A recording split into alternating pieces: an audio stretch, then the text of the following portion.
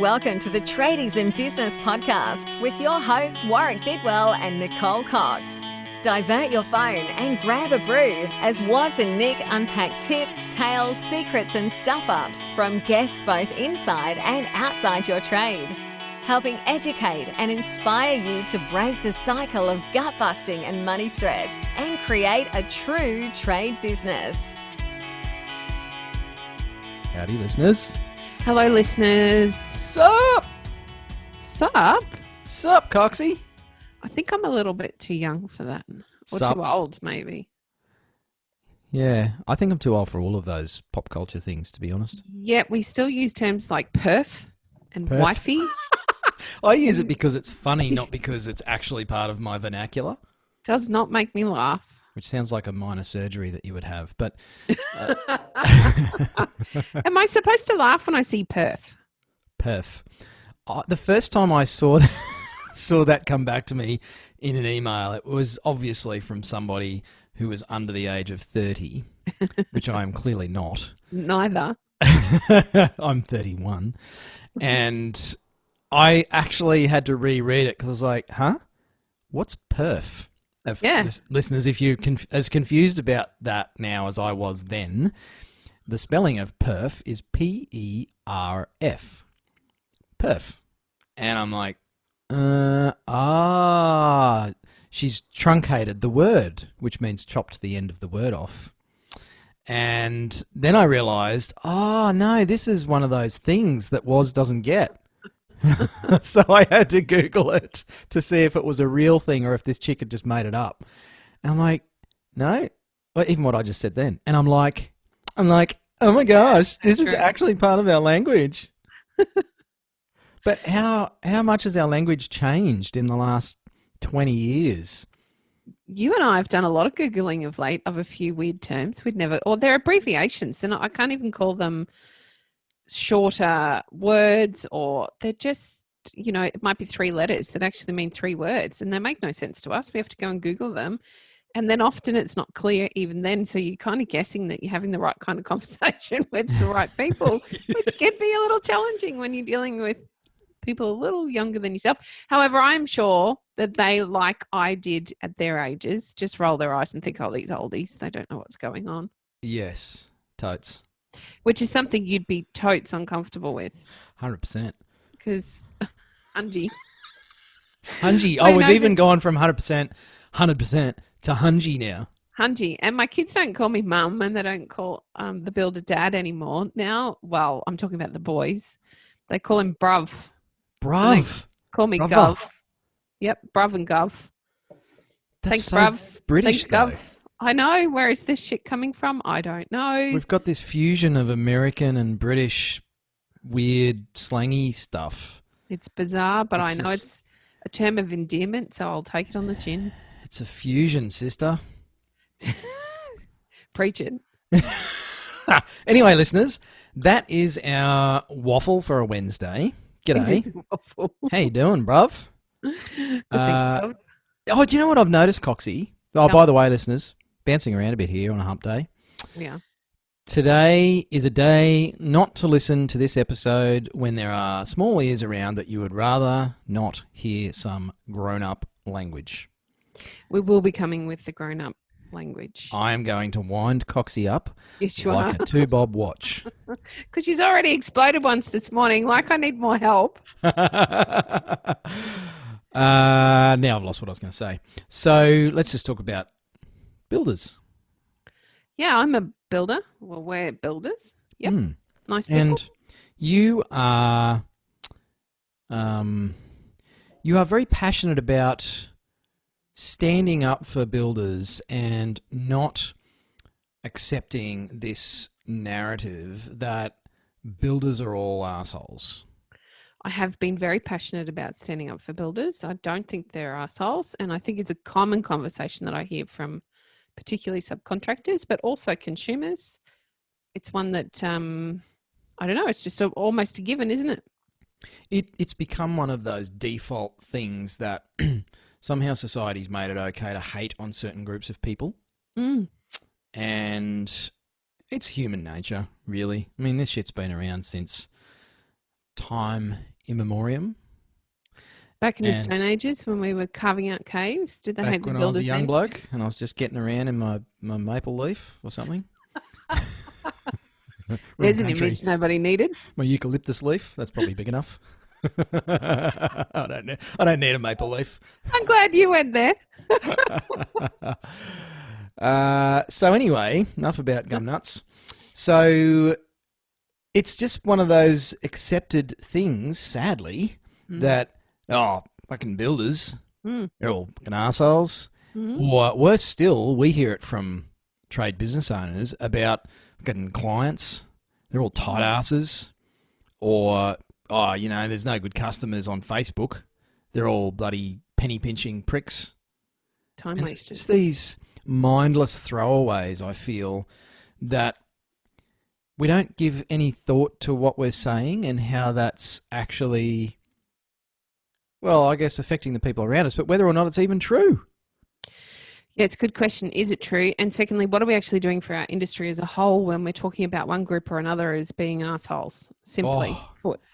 Because all painters are shit and, all plumbers are rip-off merchants and all electricians drive Ferraris and, it's just, they're all these, you know what it is, Coxie? I've got it.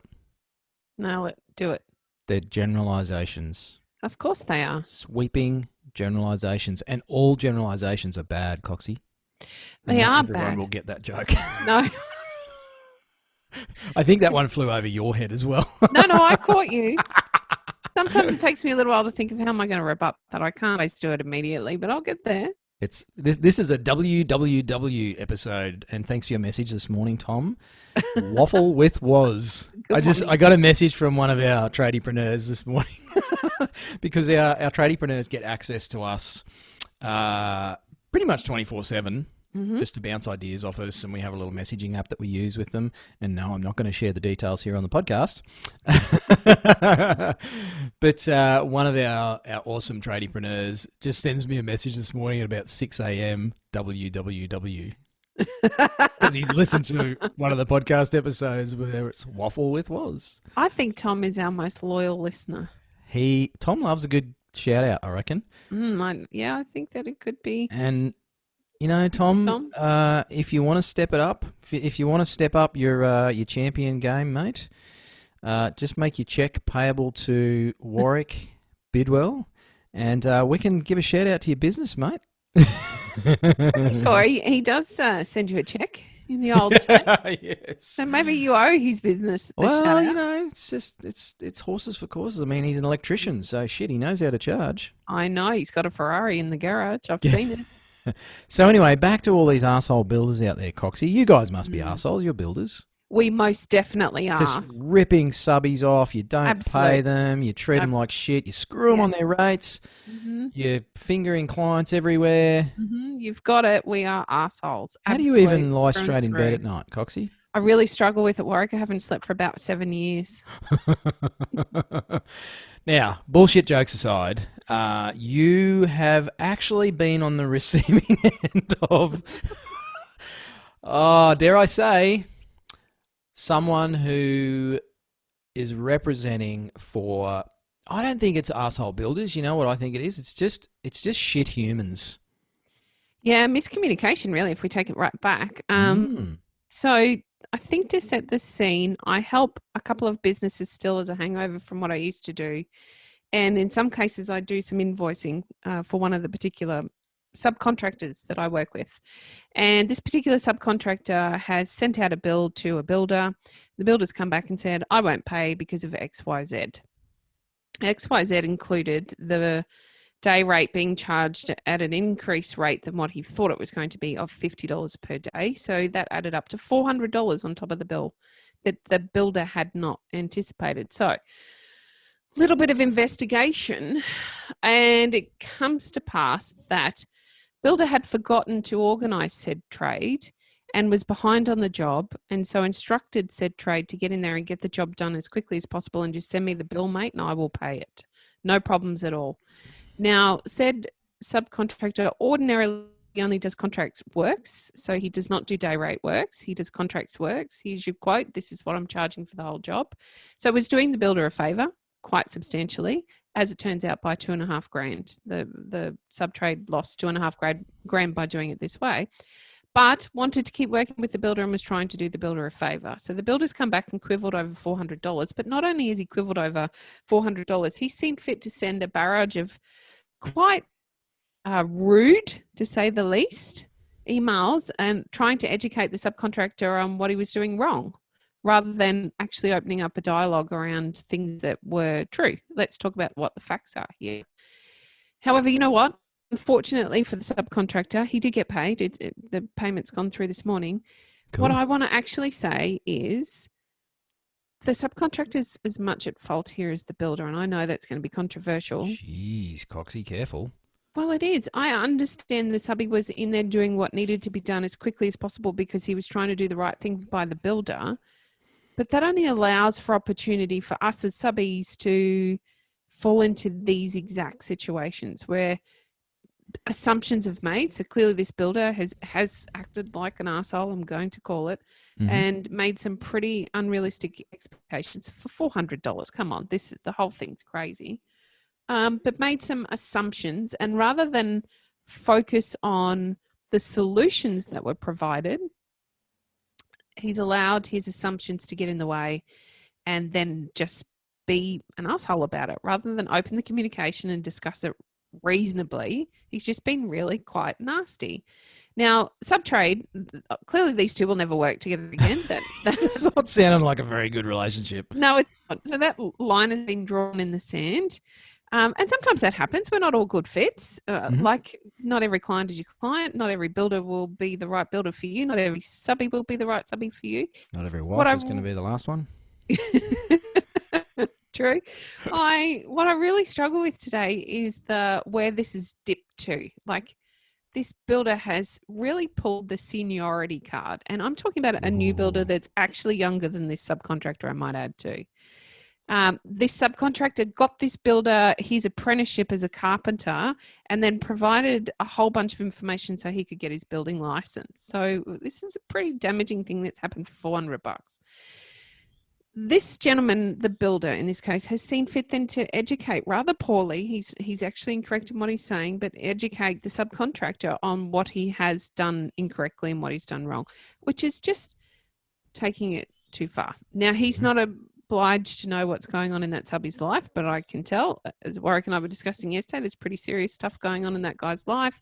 He's already at his wit's end with stress. The last thing he needs is not to be paid or to have to fight over being paid for $400. It's all quite ridiculous, but I've got to still land it back at the subby's feet as well. He needed to stand his ground and say, mate, I don't work like that. If I do work like that, these are the rates. I need some email communication here to agree to those rates before we actually go in and do the job. So as much as I can see today that yes, builders can be assholes, I can still see that there are two sides to this and both were wrong or could have been done better. Yeah, it's a bit of a sad thing, Coxie. Just how quick we are to tar everyone with the same brush. I mean, we have all these sayings and axioms and everything, and I guess we still do it. I mean, I do it. It's just an unconscious part of what we do, and I feel like it's an opportunity for many of us to be a bit more mindful about those things. And when those things come out of our mouth is just give it a bit more thought. Because you know what? I think all of us are caught by some generalization from someone, right? There'd be a thing about I'm a divorced dad, right?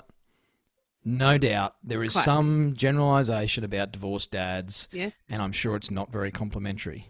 Yep. In fact, there is, because my wife sticks up for divorced dads at her place of work because some of the younger females there have a generalized view of divorced dads and, our level of contribution to our children and stuff, which in my case is not true. Not at all.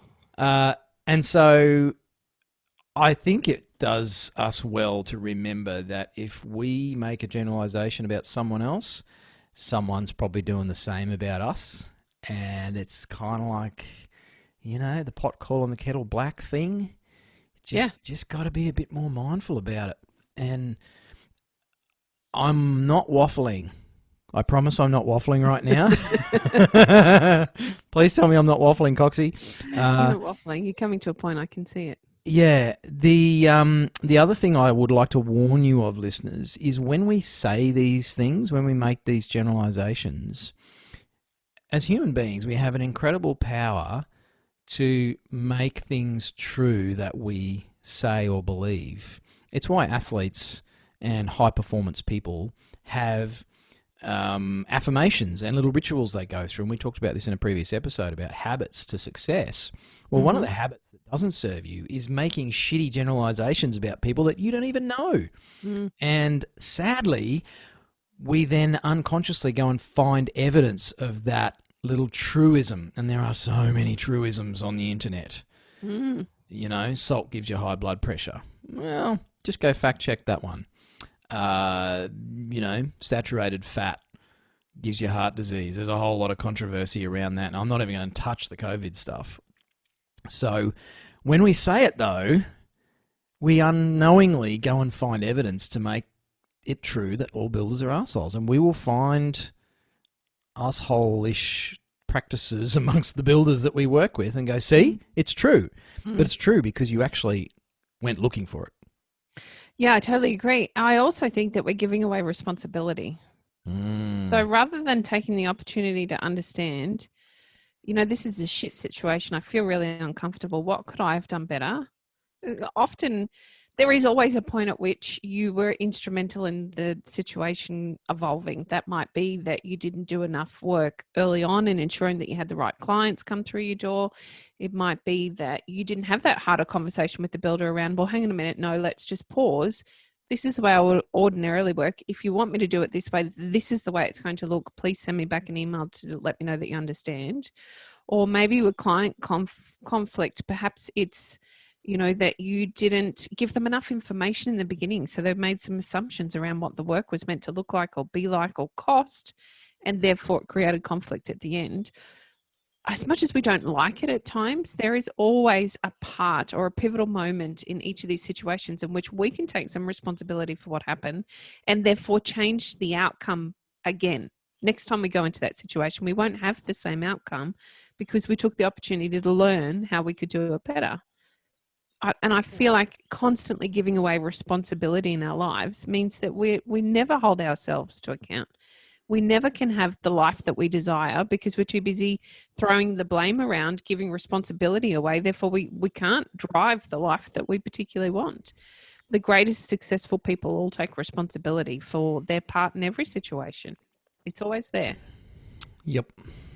Yeah, I think myself, I would do well to remember a lot of the old sayings, the old adages, because they really are valid. And I think they're more valid now than ever before because the things we say spread so quickly. Once upon a time you could say things and the only people that heard it was the person or people in front of you. And then if they went and said it to somebody else, it was called hearsay. And most people didn't believe it. They're like, well, did he really say that? Because I didn't hear him say that. You can tell me he said that, but I'll take that with a grain of salt.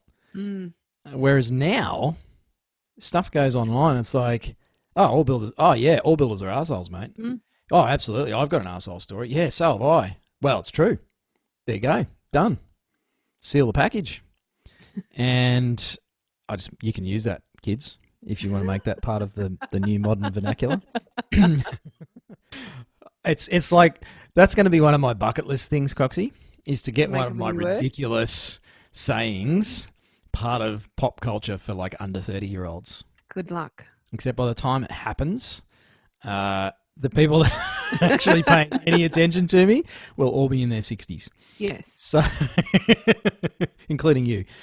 Yes. So yeah, the rate at which things we say spread is so much faster these days, and people have this really quite risky propensity to believe stuff they see online. It's like, oh, well, I read a thing on Google about standing on one leg, it extends your life.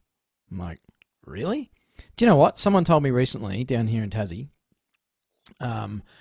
it was a truism about GST. Did you know that GST is going up, Coxie? No.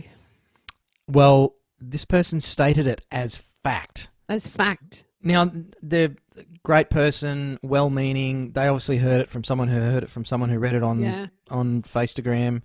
And they said, yeah, GST's going up in Australia. It's going up to 12%.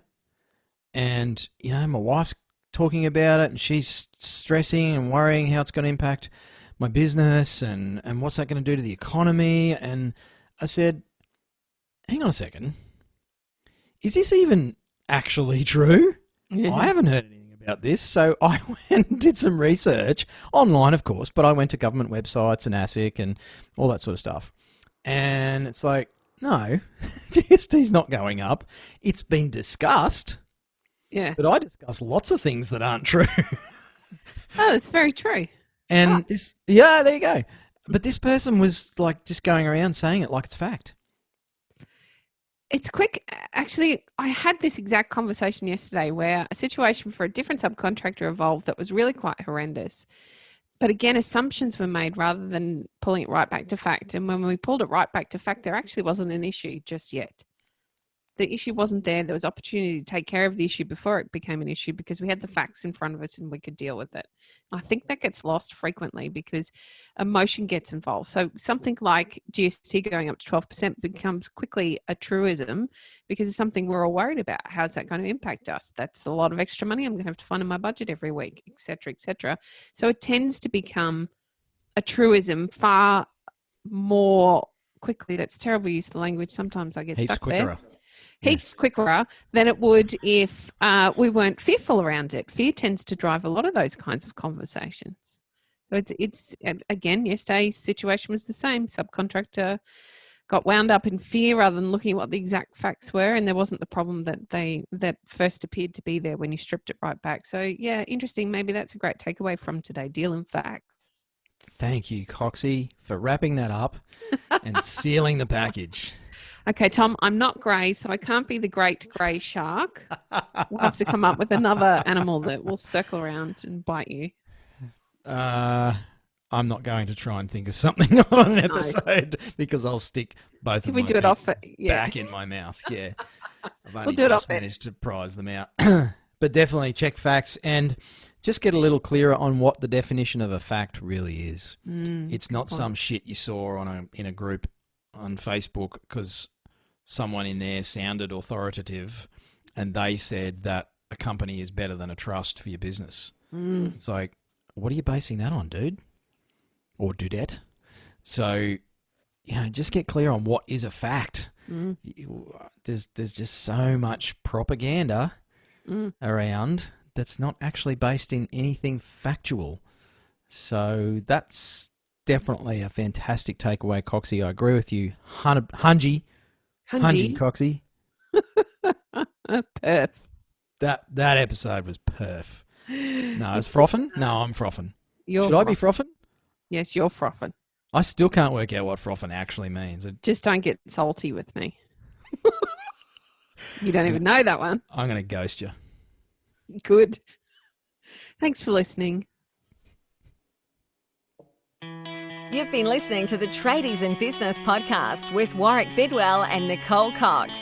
Find out more about today's guest, tools for your trade business, and other cool stuff at tradiesinbusiness.com.au.